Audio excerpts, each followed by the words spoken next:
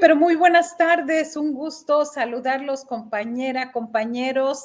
Ahora sí que por orden de aparición, como me aparecieron por acá, Jorge Meléndez, buenas tardes. Buenas tardes a los tres y a la audiencia y a Julio que esté descansando. Esperemos. Salvador Frausto, buenas tardes. Buenas tardes, Marta, Daniela, Jorge, un gusto arrancar la semana platicando con ustedes. Gracias. Daniela Pastrana, bienvenida. Hola, querida Marta Olivia. Pues sí, esperemos que Julio esté descansando, muy merecido, y pues un gusto platicar con ustedes hoy. Gracias. Hace unos momentos, una media hora más o menos, entrevistaron al exgobernador Velasco, Manuel Velasco de Chiapas, y dice que ya hay mayoría, que ya convencieron a los tres senadores para tener mayoría ahí en el Senado. Jorge Meléndez, ¿a qué te suena esto? ¿Le creemos o no le creemos a Manuel Velasco? Pues yo no le creería, como no le he creído nunca, pero en esta ocasión me parece que hay muchas posibilidades desde el inicio de que tuviera mayoría en el Senado. ¿Por qué lo digo? Porque hay un senador dos senadores que llegan por el PRD, un hombre y una mujer, de Tabasco y Michoacán, si no me equivoco, que podrían ser los dos que ya están perfilados a irse a Morena, y yo no dudo que alguien del Movimiento Ciudadano, del propio PRI y demás, pues puedan hacer la mayoría. Por lo tanto, aunque yo siempre he dudado y dudaré, y repetiré ahora lo que ha dicho Julio Astillero hace muchos años, el Partido Verde Ecologista Mexicano, el de las 4 mentiras, pues es muy capaz en estas cosas, no en ser partido ni verde, ni ecologista, ni mexicano, pero sí en comprar voluntades, en dar dinero para sacar de ahí. Bueno, ya vemos que tiene hasta gobernadores en esta época de Morena, al señor Gallardo en San Luis Potosí, y entonces pues no es algo extraño que este señor Velasco nos diga que ya tienen la posibilidad de mayoría en el Senado, haciendo las cuentas que tenemos, viendo el caso de los dos senadores del PRD, que ya no existe este partido y que se tendrán que sumar a alguna bancada, o incluso desde ahora decir, bueno, pues nosotros votaremos por una serie de propuestas de Morena que nos parezcan sensatas, entre comillas, porque a ellos no les parece sensato nada, pero que por su propia necesidad y demás pueden hacer este tipo de cosas. Entonces, lo que dice el señor Manuel Velasco, que se dedica a esas cosas y a apapachar a su esposa artista, pues tiene sentido, ni siquiera es porque le creamos o no, sino porque tiene un sentido lógico en esta realidad mexicana. Así es, sin mucho que abundar al respecto, Salvador Frausto, ¿y quieres que entremos con el tema de la conformación de ahora de la nueva legislatura? Aunque pues será el Tribunal Electoral del Poder Judicial de la Federación quien tenga la última palabra en su sesión de este jueves.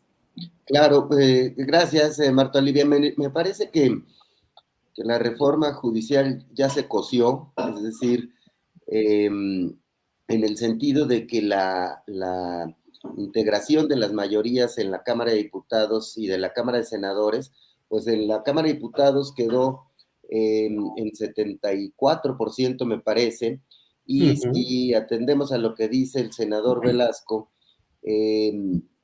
yo pensaría que esos tres senadores que estarían apoyando al bloque de Morena y sus aliados, si lo anuncia alguien del Verde, es probable que sean priistas, ¿no? Por la relación, porque de alguna manera hacia el Verde ha captado a algunos de los priistas inconformes, como Oribiel Ávila, por ejemplo. Entonces, me parecería que pueden alcanzar la mayoría calificada, que les faltaban esos 2 o 3 senadores, a través de algunos priistas inconformes, o como dice Jorge, de esos 2 perredistas huérfanos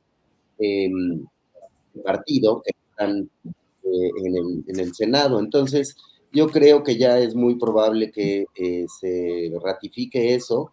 Vendrán estas impugnaciones, pero no se advierten graves peligros para que puedan tumbar las mayorías que construyeron Morena y sus aliados en la Cámara de Diputados y en la Cámara de Senadores. Es decir, el triunfo de Sheinbaum y de los morenistas y los aliados de este partido fue tan contundente en las urnas que es muy difícil que veamos algún cambio por parte del Tribunal Electoral. Ya le quedan pocos días para resolver este asunto. Además, también vimos pues el poco profesionalismo de las denuncias de supuestos fraudes que hicieron la coalición de Xochitl Gálvez con llenos nada más de links y de pockets y demás, ¿no? Parece ser que no hicieron un trabajo con abogados serios para tratar de poner unas impugnaciones más serias, así que no me imaginaría que esto cambiara mucho, sino que avanzara estas mayorías. Y también pues en el Congreso Morena tiene mayorías amplias en más de 17 estados, que es lo que se necesita para hacer avanzar reformas constitucionales.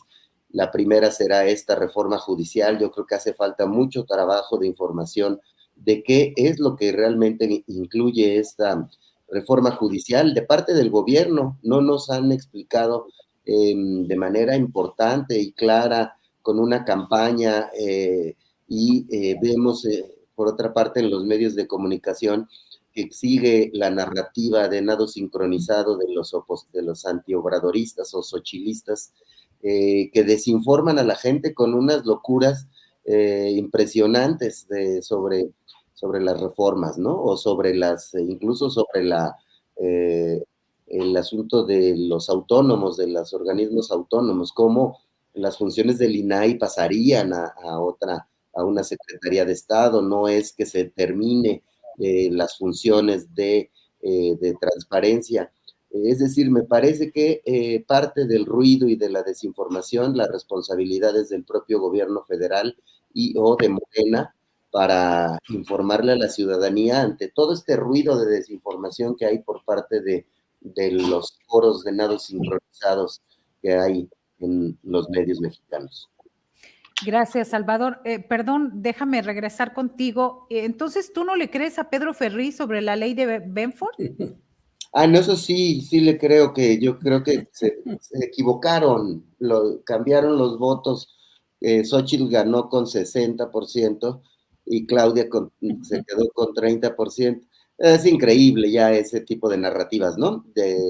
Evidentemente estoy bromeando, pero ese tipo de narrativas es increíble, ¿no? Que sigan existiendo esa locura, ¿no? Sí, sobre todo eso. Daniela Pastrana, estas figuras retóricas, conspiracionistas, donde hablan de situaciones así muy extrañas, tipo a la Ferriz de Con, ayuda el mensaje y el discurso desde el gobierno de México a quitar esos ruidos, y me refiero a lo que dice Salvador Frausto en ese sentido de que, a ver,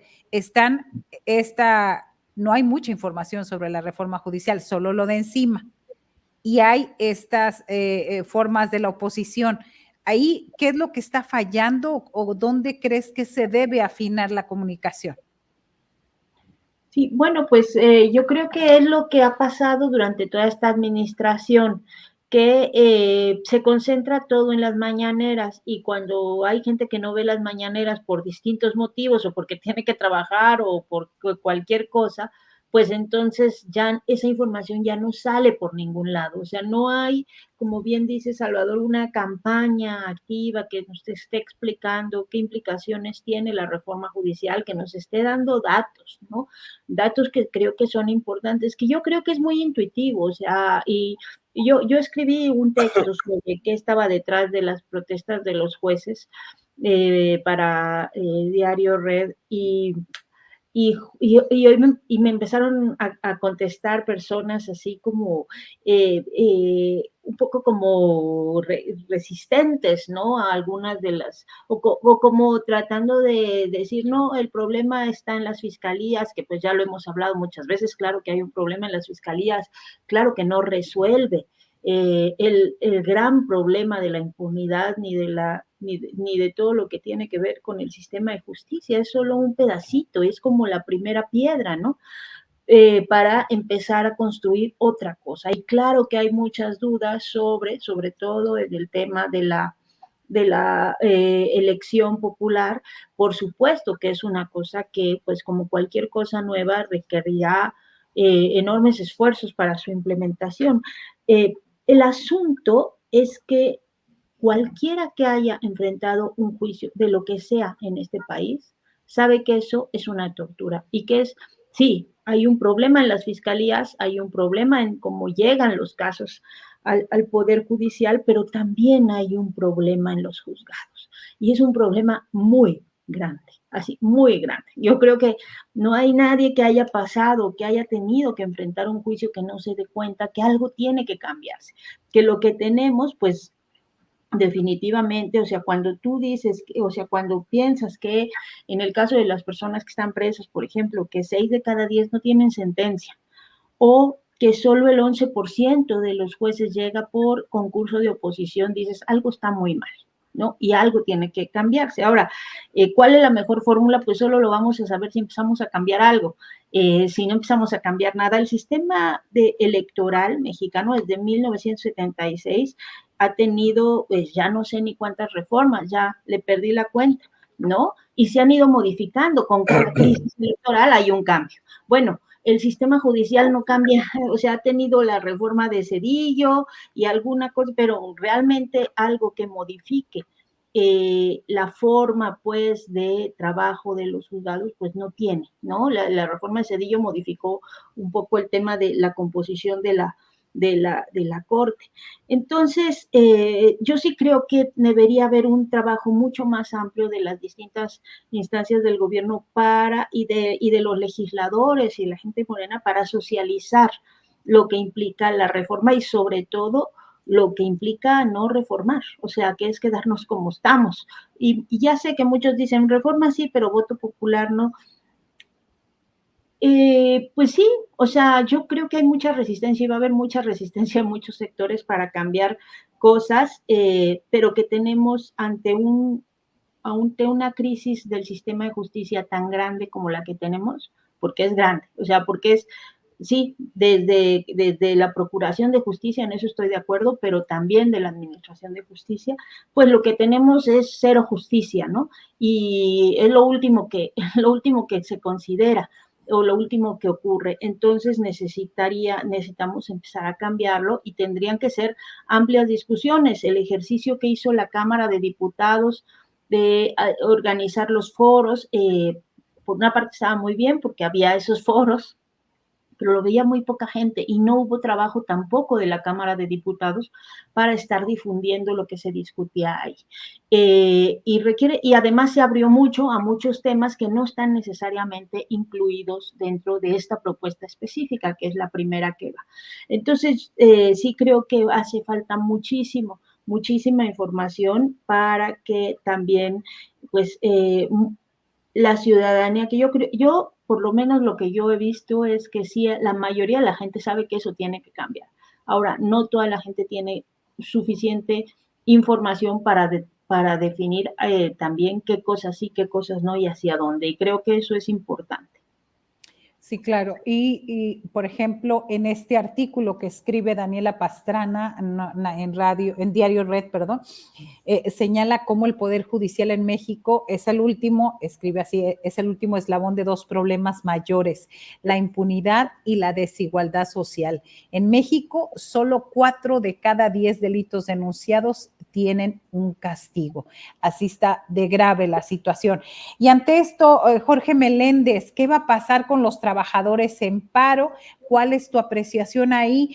Siguen desde el pasado lunes ahí esperando y un poco viendo lo que podría suceder en los próximos días, y aprovecho ahí para enlazar el otro tema que es de hoy, esta forma donde López Obrador le dice a Ken Salazar, no te puedes meter. Nosotros no vamos a Washington a decirle cómo hacen las guerras, y le hace el 1-2 el Washington Post diciendo, tiene derecho a intervenir en México, porque democracia, y no recuerdo otra palabra, dijo, es algo que no conoce. Bueno, antes yo quería dar los nombres de estos dos periodistas, José Chavo Herrera de Tabasco y Araceli Saucedo de Michoacán, son los que fueron electos por el PRD, que seguramente pasarán a Morena. Yo creo, coincido, y desde el programa pasado, mi querido amigo Salvador Frausto nos dio una serie de datos acerca del Poder Judicial y su ineficacia, y hoy daré lo que pasa con los periodistas. A pesar de que hay un mecanismo de protección a periodistas, pues hay un 98-99% de impunidad en la muerte de periodistas, y no porque seamos especiales, sino, insisto, porque hay un mecanismo, y a algunos periodistas los han matado con sus guardias incluso, y sigue la impunidad. Si eso pasa con este gremio, que se supone que es importante, imaginemos qué pasa con otros. Yo he sido demandado por Mario Marín, el cual ya salió libre, porque hasta disculpas le pidieron para llevarlo a su casa, acá en Puebla, por los hermanos Briviesca, y es un lío tremendo. Afortunadamente yo tuve la posibilidad de tener un abogado, Mariano Albor, que desgraciadamente murió en la pandemia, que gratuitamente me defendió en esos y en otros casos, y lo único que tenía yo era el tiempo que ir a un lado, a otro. Pero la mayoría de las personas, a pesar de que hacen unas colas enormes, y lo digo porque yo iba, a pesar de todo, a los juzgados, y meten un chorro de dinero a la defensa de sus bienes, de su libertad y demás, pues no obtienen la justicia. Entonces la justicia está reprobadísima, y en efecto, la señora Claudia Sheinbaum le contestó a Ken Salazar que en algunos estados de Estados Unidos, valga la redundancia, se eligen los jueces. Kamala Harris fue electa, por cierto, en votación. ¿Esta es la mejor forma? Yo no lo sé, pero yo he consultado, por ejemplo, con el abogado Manuel Fuentes, y él no está muy de acuerdo con esta fórmula. Y dice lo siguiente, y creo que tiene razón, es que hay que elegir a los abogados según el asunto de que se trate. Para un asunto laboral, pues debe de haber un juez laboralista. Yo me acuerdo que un hermano mío que falleció hace muchos años decía, es imposible que en la Facultad de Derecho no haya derecho agrario, y él impulsó y se hizo durante un tiempo el famoso derecho agrario, siendo que la Revolución Mexicana era uno de sus puntales. Y cuando es un derecho administrativo, pues hay que tener a alguien que sepa de las materias administrativas. aunque decía Manuel Fuentes, el 80% de las escuelas de derecho son conservadoras. No hay que olvidarla. Bueno, también algunos otros analistas han señalado este asunto. Gerardo Esquivel, por ejemplo, escribe en Milenio que hay que hacerlo con calma y con mucho cuidado estas reformas. Parece que se van a hacer en 2025 y hay que ir adaptando desde ahora el piso para que estas reformas sean sustentables, sólidas y precisas. Por lo tanto, yo creo que hay que irlas discutiendo, como señalaban tanto Salvador como Daniela Pastrana, desde ahora, y no vemos en los medios públicos que haya esta discusión, ya no digamos en muchas partes. Bueno, los medios públicos que tenemos ahora desde el sistema público de radiodifusión y otros, no están discutiendo esto y me parece un gravísimo, gravísimo error. Se debe discutir esto a fondo, a profundidad, para hacer esto.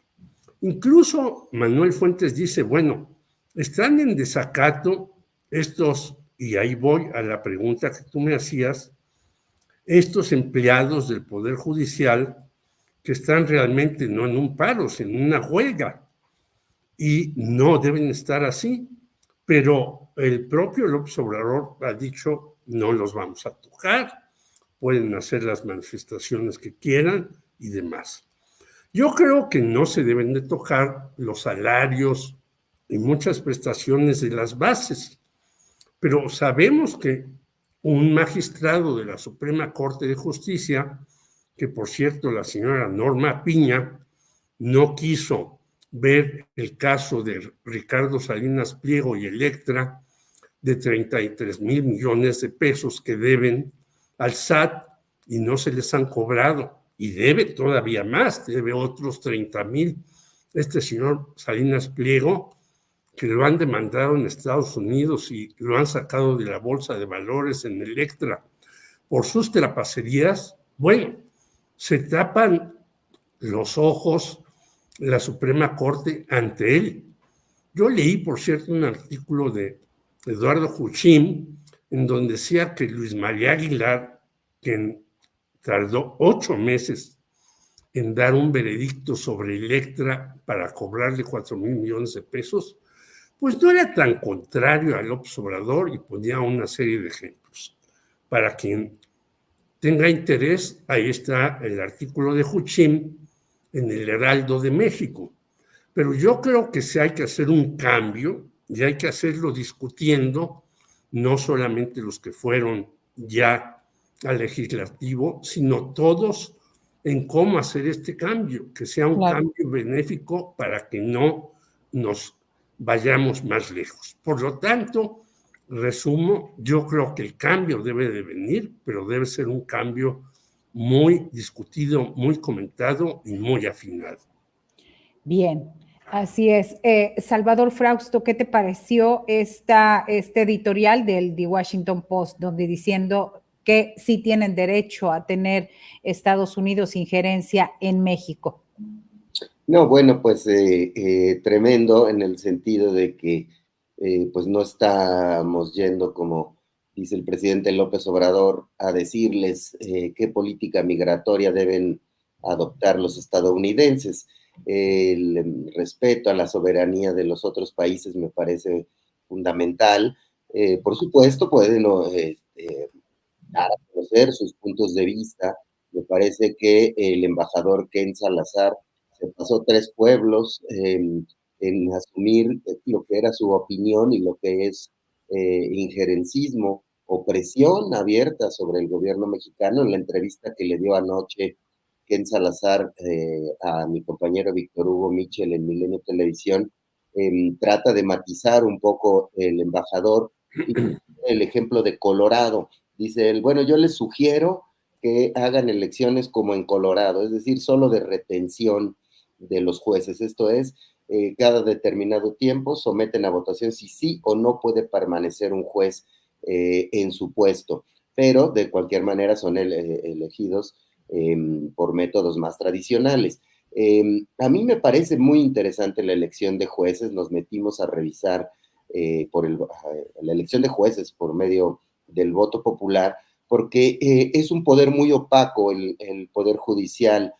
No dan cuentas, no rinden cuentas. Por ejemplo, ¿qué pasaría con este juez que liberó a Mario Marín, el gober precioso, que mandó torturar a la periodista Lidia Cacho, que estaba involucrado en una red de trata, de explotación sexual de menores de edad, además?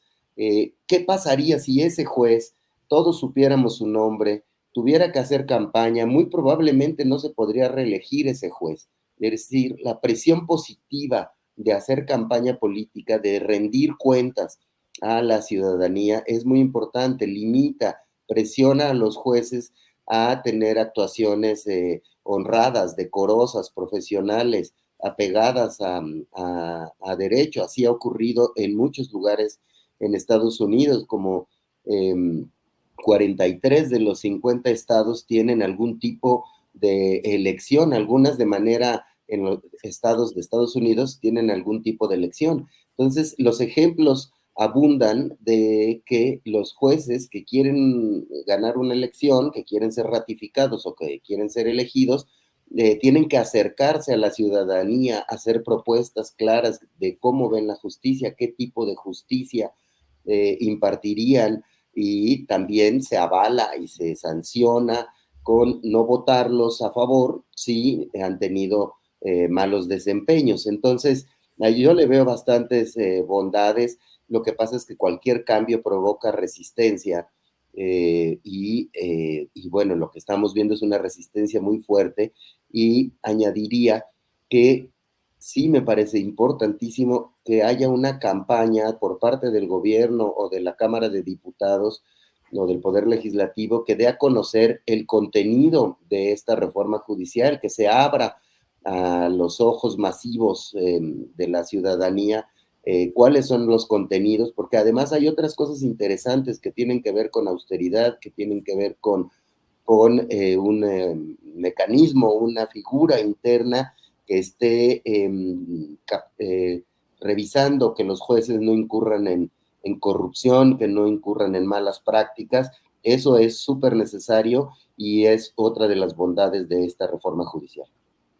Bien, ha faltado, regresamos con Daniela Pastrana, y ha faltado, ya habíamos hablado con ella, el artículo que escribió, ha faltado comunicación y demás. No sé si quieras puntualizar algo, Daniela, o pasamos al siguiente tema.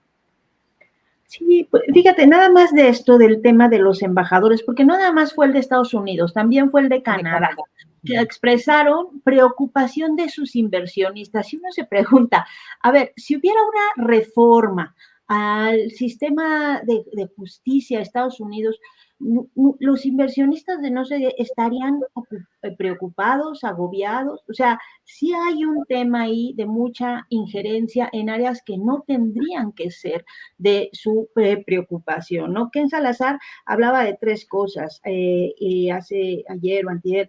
Uno decía, la democracia está en riesgo, y uno dice, como, ¿en qué sentido particularmente, no? O sea, como el voto popular, o sea, podemos tener dudas sobre la instrumentalización, cómo va a ser operativa esa elección, pero ¿en qué sentido el voto popular de los jueces, de un poder como los otros dos poderes, pone en riesgo una democracia? Esa es una de las cosas que realmente a mí me agobian mucho y me impresionan de los argumentos. El otro es esto de que pues a lo mejor los criminales podrían aprovecharse de algunos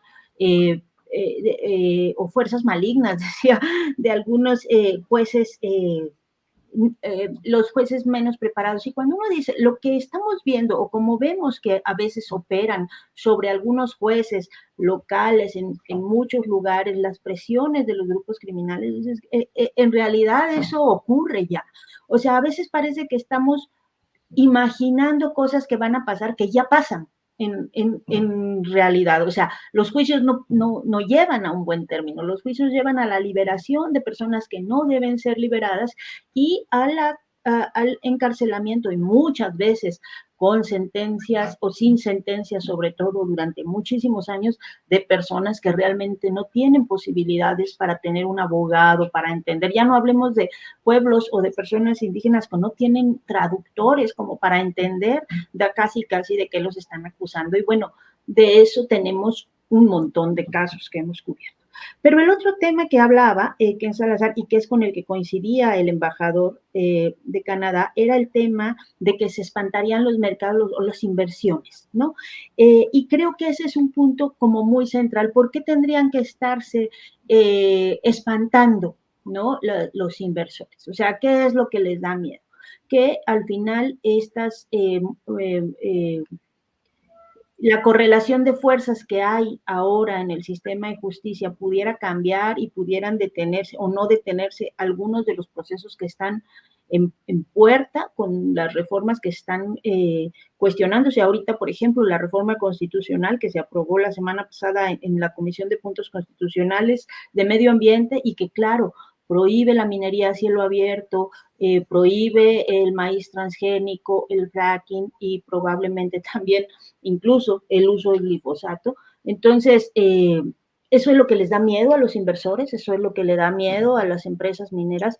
Bueno, pues esas son las cosas que tendrían que decir con más claridad en lugar de estar presionando o intentando presionar al gobierno de México de una decisión que pues en todo caso nos compete a los mexicanos y a las mexicanas. O sea, es una definición que sí se tendría que estar informando muchísimo más, que sí se tendría que estar discutiendo muchísimo más, pero pues que tendría que ser discutida entre nosotros, básicamente, no entre los inversionistas de Estados Unidos y de Canadá, porque pues no hay forma de que este tipo de decisiones nosotros estemos cuestionándole o tratando de presionar a esos países para que cambien decisiones internas de su forma de organización política, ¿no? Claro, y hay otro tema. Primero hablaron de la elección de jueces, luego de los mercados bursátiles, de la falta de confianza. Y un punto importante, Jorge Meléndez, también es de que dijo esta advertencia de que el narco se iba a infiltrar en el Poder Judicial y que una elección popular directa no era buena idea. Y luego señala en esta entrevista que le hizo Víctor Hugo Michel en Milenio, dice, es la opinión mía como embajador y se lo digo a México con todo respeto. Cuando en México sabemos que alguien empieza y dice con todo respeto, es que exactamente no va a haber nada de eso al respecto, Jorge. Bueno, hay que recordar que Estados Unidos es el imperio y defiende a sus inversionistas porque son la base del imperio. Y esto de que se va a infiltrar el narco, bueno, pues yo le diría al señor Ken Salazar que usted no sabe de la historia de Javier Coello Trejo, que ahora es hasta, entre comillas, compañero nuestro en un diario por ahí muy estridente. ¿Qué no sabe usted que durante años Medina Mora era parte del narcotráfico, llegó a ser procurador general de la República? Y podríamos hacer una larga lista, además, de quienes han posibilitado, entre ellos, hasta un director del altiplano, el llamado Lick, que está en Estados Unidos, que lo enviamos allá porque se suponía que lo iban a meter a la cárcel, lo metieron un rato, lo sacaron, igual que a su hijo, el Minilic, que está metido en el asesinato de Javier Valdés. Bueno, podríamos hacer una lista grandísima de jueces, magistrados y demás personajes que han estado comprados no solamente por el narco, sino por poderes establecidos. No vayamos muy lejos. En Estados Unidos, bueno, este futbolista O.J. Simpson duró muchos años y él dice que se gastó todo lo que ganó como gran corredor de fútbol americano para salir de la cárcel y salió absuelto, habiendo matado, según todas los analistas, estadounidenses a su mujer. Y en Estados Unidos también se compra y se vende la justicia. Hay muchísimos personajes ahí. Entonces habría que replicarle al señor Ken Salazar, ¿por qué no ponen ustedes? Y yo le pregunté a alguien que sabe de estas cosas, oye, pues se habla mucho de los cárteles mexicanos, pero no sabemos de los cárteles estadounidenses. Dijo, voy a hacer un libro sobre los cárteles estadounidenses. Y sería sensacional porque se pone el ojo en México, que los cárteles, que esto, que aquello, que el narco está metido. Pero uno va a Nueva York, yo he ido varias veces, hace muchos años que no voy, y sabe uno dónde ir para comprar lo que sea, el producto que sea, y por eso en Nueva York 80 personas diarias mueren por fentanilo. ¿Es eso lo que debemos de tomar como ejemplo estadounidense para México, señor Ken Salazar? ¿O debemos de tomar otros ejemplos? Porque sabemos que la justicia, por desgracia, casi a nivel mundial, o quizás a nivel mundial, me decía algún compañero que el principal abogado del narco está en Holanda y que es muy conocido, pues se compra y se vende. Por lo tanto, sí hay que poner ciertos límites a los jueces que se están haciendo este tipo de sentencias para que si lo hacen mal, como decía Salvador Frausto en el caso de Mario Marín y muchas personas más, pues no sean elegidos nuevamente. Claro. Permítanme poner este tuit de Enrique Krause. Dice, después de ser una monarquía el 4 de octubre de 1824, México se convirtió en una república. Pasaron 200 años, en septiembre del 2024, México dejará de ser una república para convertirse en una monarquía. Lo permitiremos. Salvador Frausto, ¿a qué te suena el Claudia Carlota I?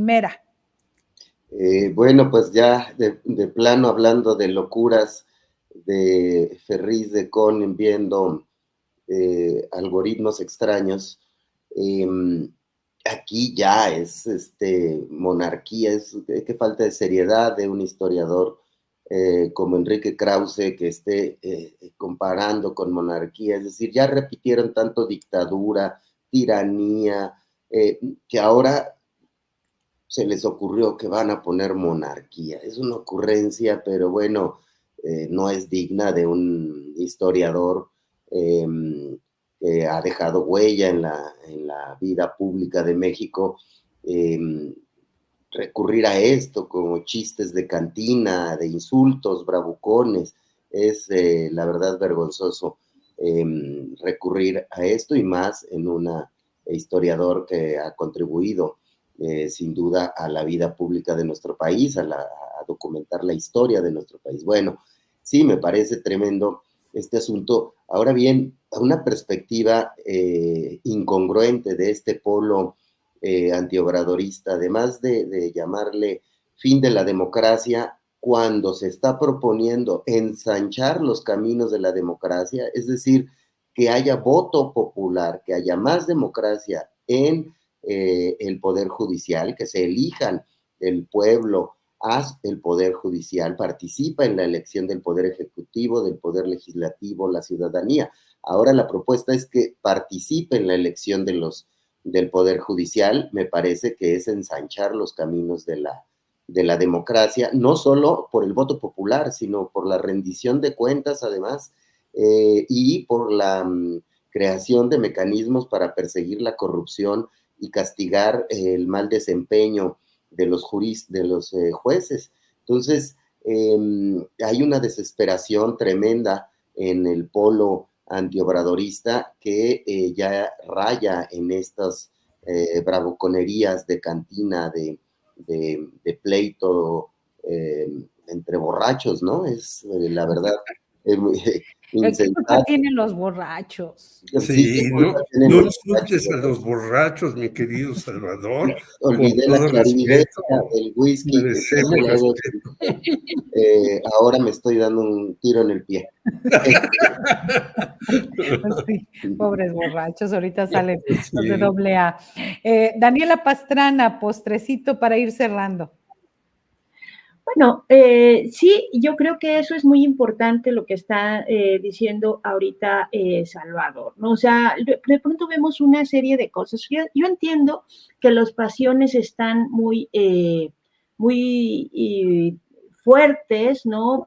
Por muchas cosas y en buena medida también el presidente López Obrador lo ha provocado porque generaliza y bueno, pues ya hemos visto y ya hemos hablado mucho también de ese tema, ¿no? Genera un ambiente que quizá no es eh, como el más apto para las discusiones fuera de ruidos, aunque a muchas veces pueda estar diciendo cosas con las que puedo yo estar de acuerdo. A mí me parece que estas generalizaciones y estos a veces cuestionamientos que hace como cuando habla de las ONGs y no hace las diferenciaciones entre un tipo de organizaciones y otras, no ayudan. Entonces mucha gente puede estar como lastimada por eso y por otras cosas que hayan pasado, obviamente por los temas tan graves que seguimos teniendo en el país, sobre todo en la violencia. Pero sí creo que ya hay un bloque o un grupo antiobradorista que raya como, ya no quiero expresarme, ya no quiero decir lo que decía Salvador de los borrachos, de los pleitos de cantina, pero sí raya en unas cosas que dice, realmente yo a veces leo esos tweets como el de Krause y digo, yo realmente veía sus documentales, estos de Clio, ¿no? Ese es el historiador, ese es o sea, tantos años de estudio para terminar con eso. Ya, me parece de un nivel tan bajo el estar ahora hablando de una monarquía, estar confundiendo también tanto los conceptos, que creo que a veces nunca deja de sorprenderme los niveles a los que llega. Creo que el enojo no es un buen consejero para hacer ni análisis políticos y por supuesto ni para estar poniendo tweets, porque escriben unas barbaridades varias de las personas que uno pensaba hace muchos años que eran como referentes, ¿no? Entonces, sí quería como comentar eso, porque creo que no nos ayuda nada en las discusiones de lo que viene. Los retos son tan grandes, o sea, todavía tenemos momentos o lugares donde la violencia, desde esta Chiapas, a esta Guerrero, a esta Guanajuato, donde pues está en un momento muy extremo, muy álgido, la situación de violencia, de desplazamientos. Estamos ante una situación compleja ahora porque pues, los vecinos del norte están presionando mucho para que no podamos trabajar también en reformas que impliquen nuestra soberanía. Hay muchas cosas que cambiar, entonces si estamos perdiendo el tiempo peleándonos por cosas como tan pueriles, no vamos a ir avanzando en discusiones que realmente se tienen que dar, ¿no? Y que hay que aprovechar que hay una sociedad que está altamente politizada, que hay una sociedad que está tratando de informarse para tener discusiones bastante más constructivas. Entonces, creo que sí es importante en todos los temas en los que estemos discutiendo. Por eso me gusta mucho a mí entrar luego a estas mesas, porque uno va aprendiendo también de los comentarios que vas escuchando. Y nada más les diría eso sí, porque si ya nos vamos a terminar, que decías postrecito, bueno, el asunto de que hoy en la tarde, todavía invitarlos, hoy en la tarde vamos a tener nuestro aniversario de 1 año de la Mesa Roja. Están todas invitadas al servicio a las 8:30. Como siempre, la transmisión va a ser desde allá, quienes estén en la Ciudad de México y quienes no se puedan conectar. Y el jueves, en Tierra Adentro, tendremos una tertuliana de uno de estos temas, que es justo el de la minería. La ley esta que les digo que se acaba de aprobar en la Comisión de Puntos Constitucionales tiene que entrar a la discusión del Pleno. Va a ser una discusión muy grande y sí tenemos que empezar a entender y asumir qué vamos a hacer con estos temas que son trascendentales y que tienen que ver con la energía y con la soberanía de los recursos que tenemos. Claro, justo estamos viendo aquí, vamos a ver ahorita ahí está la mesa roja cumple un año. Primero, felicidades, Gabriela Sí, Arévalo, Teresa Rodríguez de la Vega, Ingrid Urgeles y Daniela Pastrana, Diana Fuentes también. Así que ahí está, felicidades primero, y hoy es el gran festejo de la mesa roja. sí, ahí vamos a estar hablando de los feminismos licenciosos. Y ya que cada quien quiera entender Lo por que qué Quiera. el título. Y pues ya hablando de los borrachos también, un poco, supongo, ¿no? También, Sí. sí. No, sería entonces, ¿y qué culpa tienen los borrachos de los tweets de Krause, no? Ahí te Sí, caigo, Daniela, para reivindicar mis críticas a los vamos a borrachos. hablar ahí un poco Sí. también de algunos señores que yo digo que algunos que no están llegando bien al final de sus carreras públicas, ¿no? Sobre todo esa parte. Oiga, perdón, yo les había dicho un poco postrecito, pero también quería meter mi cuchara aquí. Viva Cristo Rey, viva la Virgen de Guadalupe, por la patria, la familia y la vida. Es el grito de la vigorizada ultraderecha que reclamó espacios en esta conferencia de acción política conservadora.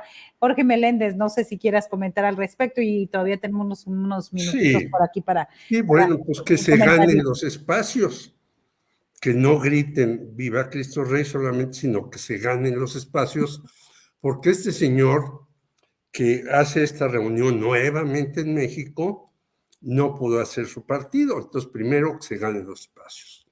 Segundo lugar, yo le diría al señor Enrique Krause que vuelva a leer a su maestro Daniel Cosío Villegas en el estilo personal de gobernar.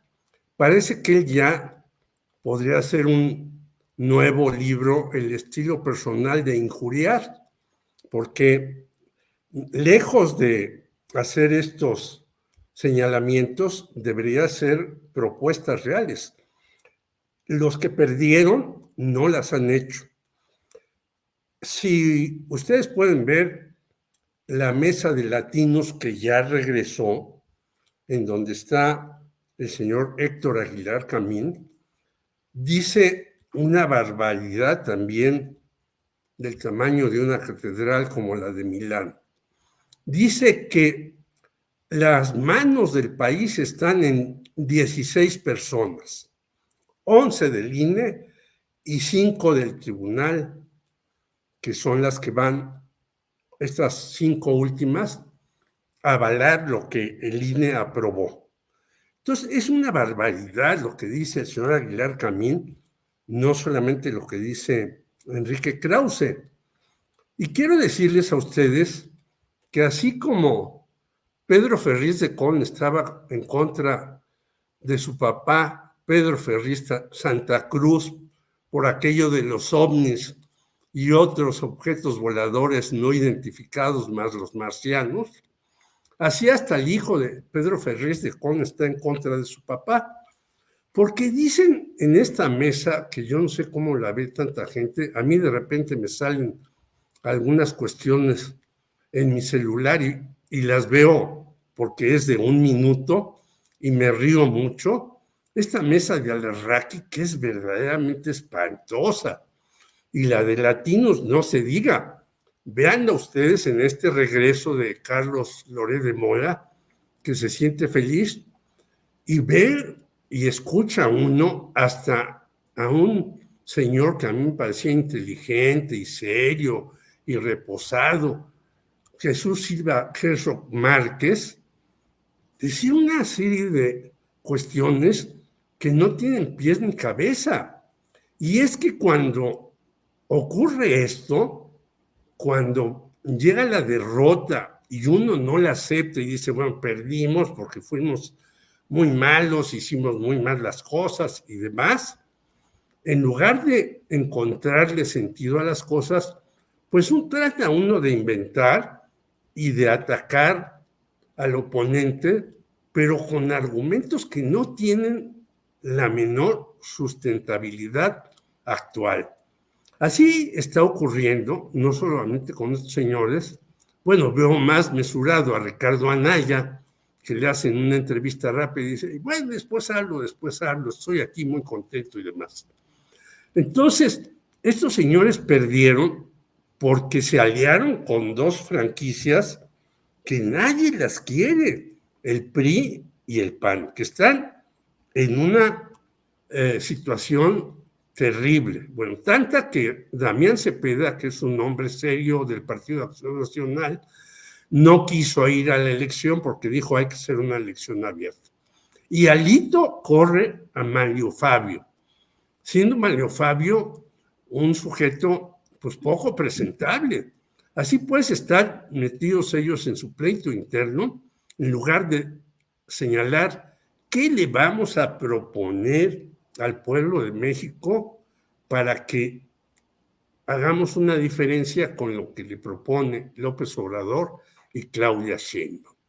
Pues nada, lo único que le proponen es buscar si Claudia es judía, si López Obrador se va a ir a donde ya sabemos y no va a regresar, etcétera, etcétera. Pues puras tonterías, y por eso hacen ocurrencia tras ocurrencia sin sentido. Bien, pues ya nos vamos. ¿Alguien más quiera comentar? Porque yo ando medio destanteada, ustedes disculparán por los tiempos, anduve corriendo en un rato, luego tuve que desacelerarme y ahora me sobró tiempo. Así que si alguien quiere hacer una precisión, la encuesta, nada más para meter yo mi cuchara, la encuesta del Universal, AMLO se va con 73%. Y en estas mismas fechas, Consulta Mitofsky hablaba de que Enrique Peña Nieto se iba con 24%. Así que Consulta Mitofsky dice que con 61, que no es malo. No es malo, aunque más bajo, ¿no? Aunque el hecho de que sea el Universal, sí, me parece, claro. Daniela, sí. No, nada más que hace un rato que Jorge decía de Medina Mora, que fue procurador, también hay que recordar que fue ministro. O sea, fue procurador y ministro, entonces y le dijeron, ya váyase, y se fue corriendo. Si van a infiltrarse o no va a infiltrarse, o van a estar presionando o no van a estar presionando, bueno, hay cosas que cambiar. O sea, por supuesto que se puede ir modificando y pensando en las formas y eso, pero que se tiene que cambiar, y los que están involucrados en el proceso, en los procesos judiciales, que son parte de ese sistema, así como nos toca a los periodistas y nos ha tocado a los periodistas, tenemos que aceptar la autocrítica. Y tenemos que ejercer la autocrítica y entender que eso nos está haciendo mucho daño. Así como está dañando mucho a la sociedad. Entonces hay que trabajar para que cambie. Claro, postrecito de Salvador Frausto, que sí lo pasé por alto. Está muy serio. Sí. Ya le regresó la sonrisa. Lo del partido de ultraderecha o de derecha que propone Verástegui lanzar, me parece que no hay el espacio suficiente en México para que consiga apoyos para crear un partido político. Ya lo intentaron otros con posiciones incluso más moderadas, como el partido de Margarita Zavala y Felipe Calderón, que no consiguieron los apoyos suficientes para convertirse en partido político, o no consiguieron los apoyos suficientes para que Margarita fuera viable como candidata presidencial en el 2018. Entonces no creo que la ultraderecha, estas expresiones más radicales de la derecha, alcancen los apoyos suficientes, porque por otro lado necesitarían el apoyo más decidido y abierto de la Iglesia, y esto debilitaría al PAN. Me parece que los empresarios y la Iglesia que simpatizan con la opción panista abrirían un frente de debilitamiento del PAN en aras de conseguir una expresión de ultraderecha o de una derecha más fuerte. No alcanza, me parece, en México, no hay condiciones para que tengamos un partido tipo Vox en España con esos planteamientos, ni tampoco ese tipo de expresiones que llevaron a Milei a la presidencia de Argentina. Entonces, pero bueno, es parte del folclore político ir viendo qué hace Verástegui, y me parece que su representación política está más a nivel de una agrupación política probablemente que de un partido político. Y sobre todo que recordemos también que cuando él estuvo reuniendo las firmas para pues para ser candidato independiente, no se reunían ahí ni las moscas, literal. Desde en un 2x3 hicimos un lindo meme acerca de esta caricatura de Goku donde dice vámonos al lugar más desierto donde podamos pelear y no haya absolutamente nadie, pues era precisamente las mesas de recepción de la candidatura de Verástegui, oriundo de Jicotenca, Tamaulipas, en el norte de ¡Vámonos! Nada más y nada menos. Así que entonces lo conoces muy bien. Lo conocemos bastante bien por acá. Lo Sí. conocemos bastante bien. Gracias, Jorge Meléndez, por este día y por estar en esa mesa. Salvador Frausto, Daniela Pastrana. Nos vemos el próximo lunes. Nos vemos el próximo chao. lunes. Un abrazo. Gracias, un abrazo grande.